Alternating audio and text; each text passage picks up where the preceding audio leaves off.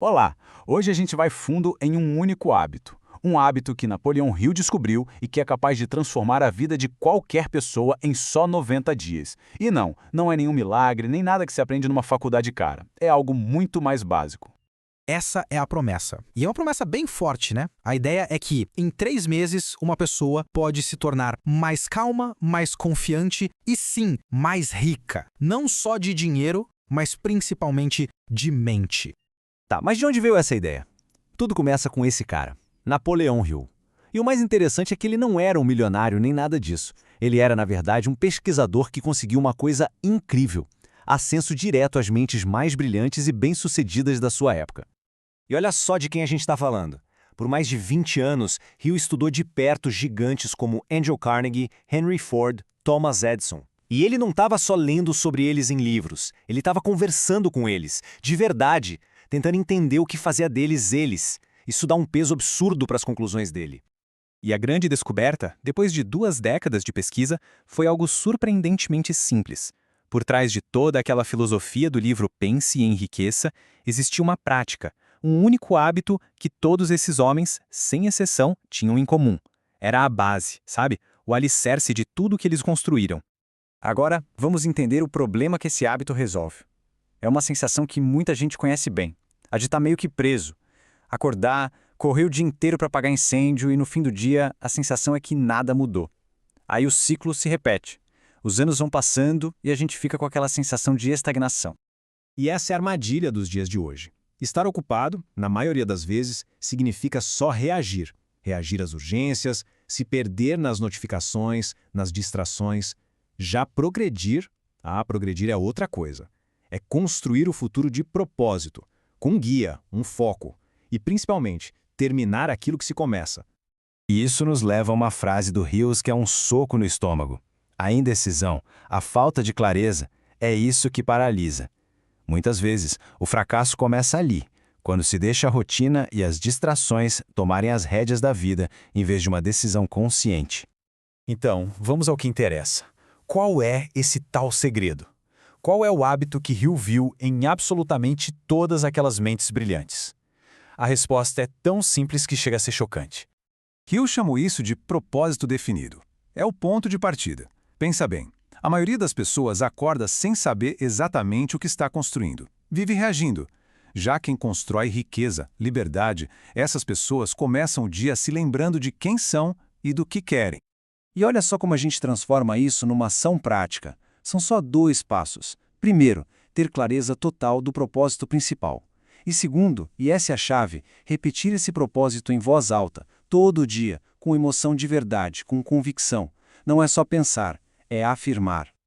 Ok, pode até parecer simples, né? Mas é aqui que a coisa fica séria. Nos primeiros dias, a empolgação tá lá em cima. Mas aí, depois de umas semanas, a rotina pesa, os hábitos antigos gritam para voltar e a motivação inicial some. É aí que a verdadeira batalha começa. O maior inimigo nessa jornada não é barulhento, ele é sutil. Ele sussurra coisas no ouvido como "isso não está funcionando" ou "que perda de tempo". E são esses sussurros que, se a gente der ouvidos, nos puxam de volta para o ponto de partida. E talvez esse seja o sussurro mais poderoso de todos. A dúvida que bota tudo em xeque, que faz a pessoa se sentir até meio ridícula por estar tentando. É esse pensamento que separa quem continua de quem desiste. E a resposta do Hill para essa dúvida é essa aqui: persistência. A questão não é estar sempre motivado, ninguém tá. A questão é ter disciplina. É continuar fazendo mesmo nos piores dias, aliás, especialmente nos piores dias, é aí que o crescimento de verdade acontece. Quem consegue atravessar essa fase de resistência chega num ponto de virada. E não é nada externo, nada barulhento, é uma mudança que acontece por dentro, muito antes de qualquer resultado aparecer do lado de fora. Essa jornada de 90 dias tem fases bem claras. Depois da motivação inicial, vem a briga, a batalha da vontade. Mas ali por volta do dia 43, alguma coisa muda. Acontece um ponto de inflexão. E é ele que abre caminho para uma nova identidade. A luta, percebe? Era uma fase esperada, não é um sinal de que algo está errado. E o que é esse tal ponto de inflexão? É um clique interno. É o momento em que a pessoa, ao repetir o seu propósito, deixa de só falar as palavras e passa a senti-las como se fossem verdade. Pela primeira vez, a identidade que se deseja ter começa a parecer real, possível. E depois que essa chave vira por dentro, o mundo de fora começa a responder. De repente, contratos que estavam parados andam. Oportunidades que pareciam impossíveis aparecem. A capacidade de dizer não com firmeza aumenta.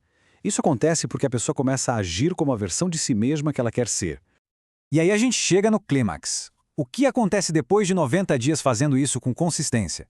A transformação não é só sobre disciplina, é sobre se tornar uma pessoa fundamentalmente diferente. Olha, o resultado financeiro pode até melhorar, mas o ganho mais valioso é outro.